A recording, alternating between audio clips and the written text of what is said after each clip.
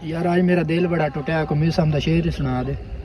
मिसम दा? हाँ। दिल किवें टूट गया? आए हाय, शेर सुना देना। चल अगे सजाने नहीं रहे हुण तू भी जावें मंजे मिसम केड़े पासे। शेर सुना है। अगे सजाने नहीं रहे हुण तू भी जावें मंजे मिसम केड़े पासे। शेर की है? अगे सजण नहीं रहे हुण तू भी जावें। 60 तेन बैठा 60।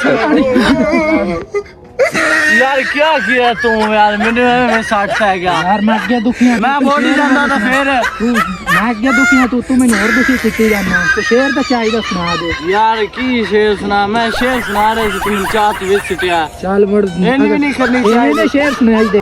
आज शेर पढ़ने मैंने पढ़ा, शेर ही नहीं पढ़ने। आज जिंदगी का पहला ते आखिरी शेर आ, इस बार शेर नहीं पढ़ने।